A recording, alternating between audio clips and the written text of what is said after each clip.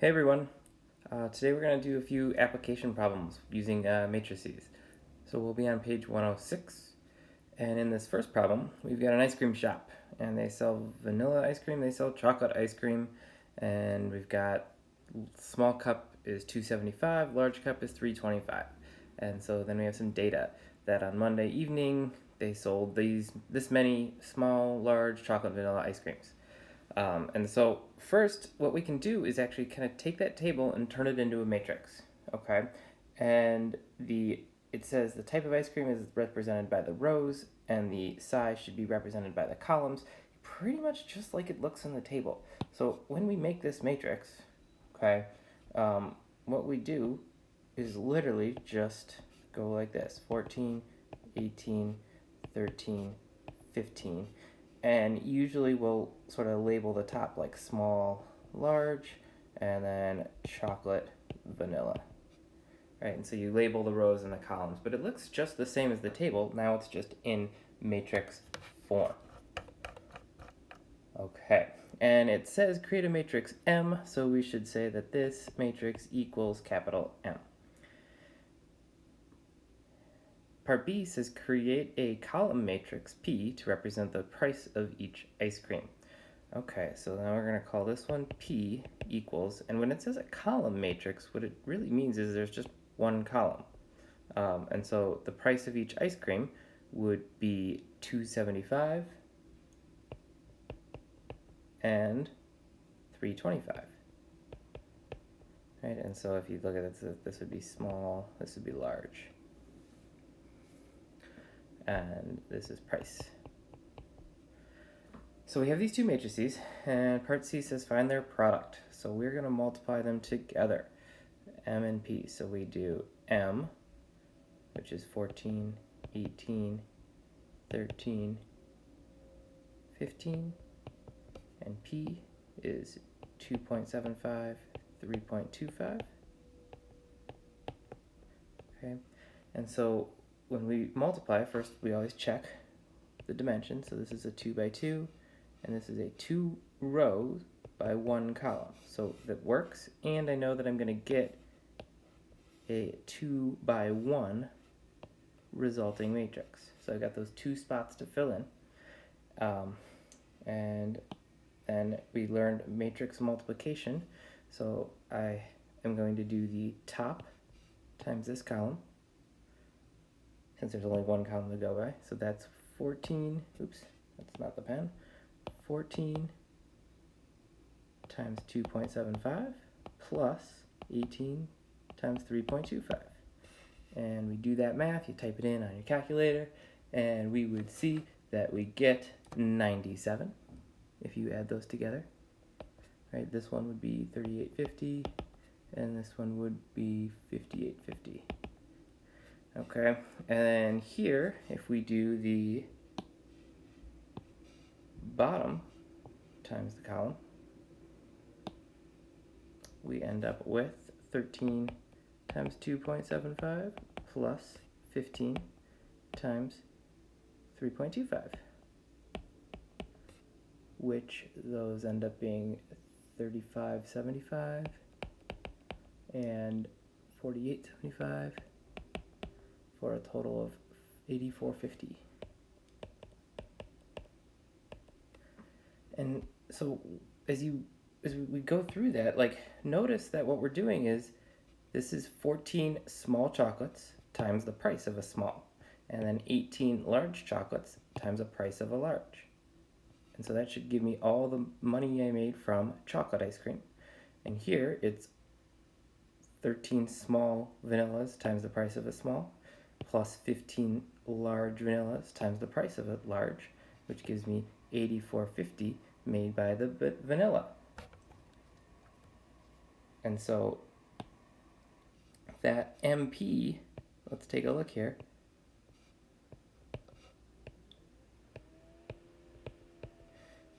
represents the total made from vanilla ice cream and from chocolate. Or sorry, I said that in the wrong order. Chocolate was on the top, right? So from chocolate ice cream and then from vanilla ice cream.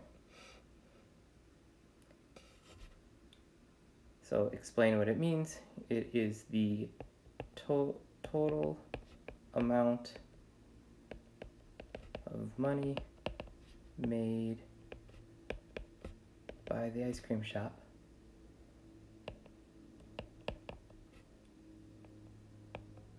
on chocolate and vanilla ice cream.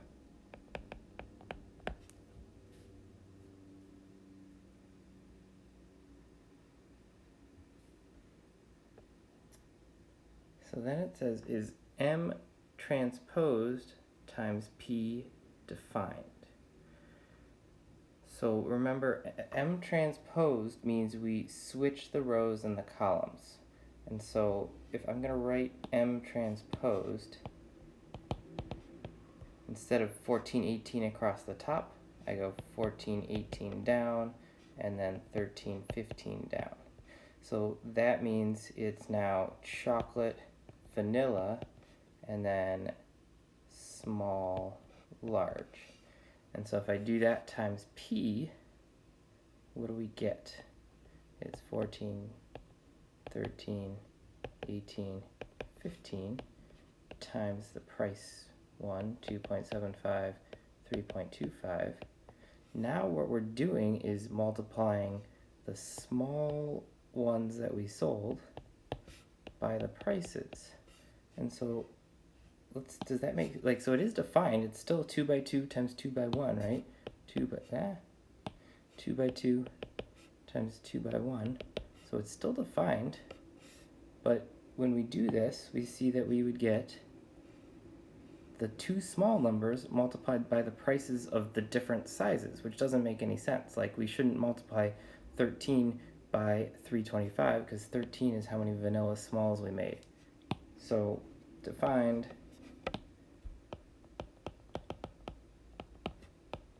but doesn't make sense since it multiplies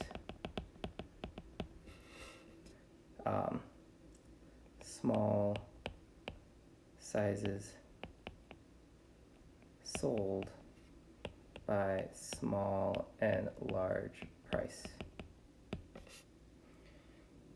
Okay, so that is our first sort of example. And when you see a problem and it talks about writing the information as a matrix and have it be labeled, this is sort of what it's talking about, what we did in problem A and problem B. Let's go to the next page.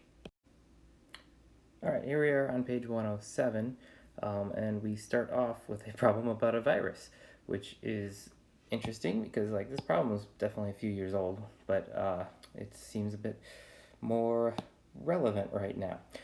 So we got this virus, and we have all this data in these tables about juniors and seniors, and if they are well, if they're sick, or if they are a carrier, and then we also have data about whether or not juniors or seniors have a flu shot. And so first we're supposed to use we're going to turn each of these into a matrix, right? So use matrix multiplication to determine the number of well, sick, and carrier students that did and did not have a flu shot. Okay, so here's how we set this up, right? We're going to make our two matrices just like we did on the last problem, right? Where we have one for this first table, and we should, since we're going to be multiplying, we should turn these percents into decimals. But this should be like your favorite part of these problems because it's literally just copying the table into a matrix. Right? So then we have junior, senior, and we have well, sick, carrier. And then we also have this matrix, 104, 107, 80, 103, and that would be junior, senior,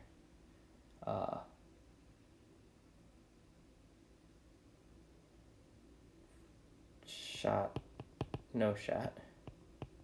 Okay, but let's take a look and make sure we set this up right, because what we're going to do is we're going to multiply, and we have a 3 by 2 times a 2 by 2.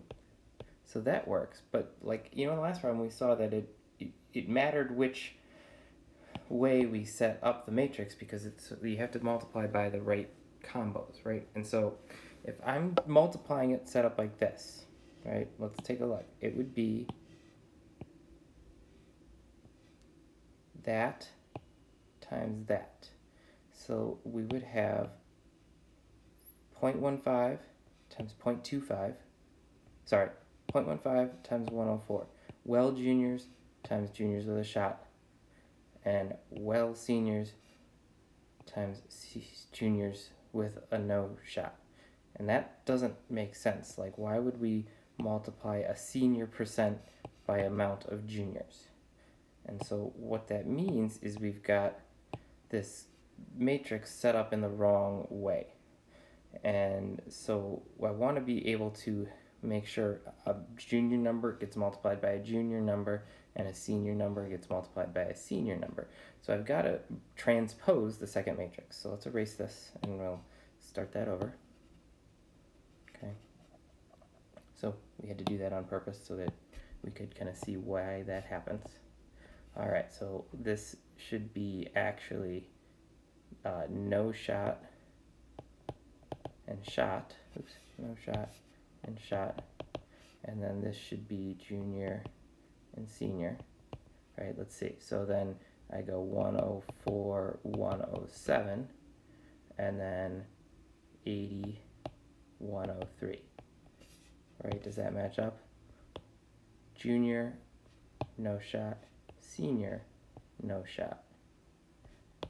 Junior, shot. Senior, shot. Okay, so now when we multiply,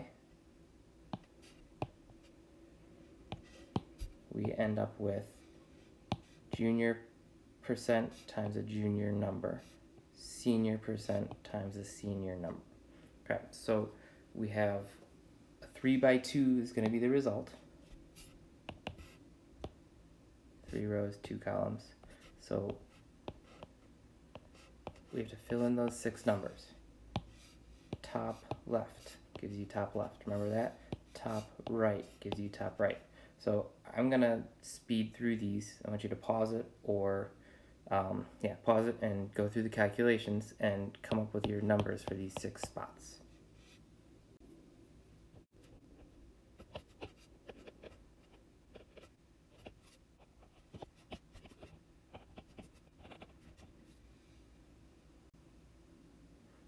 Okay, so hopefully you got matching numbers there, but we got to check this round values to the nearest person, so we should rewrite our final matrix here as 42, 38, 79, 69, and 89, and 76.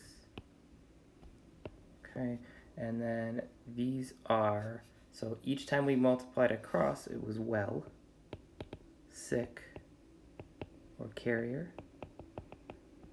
And then each time going down, or the left side going down was no shot. And the right side going down was shot. So now we can see that we had, if we wanted to know how many people who are sick and had the shot, it's 69. Okay, so that is all for this one. Thank you for watching.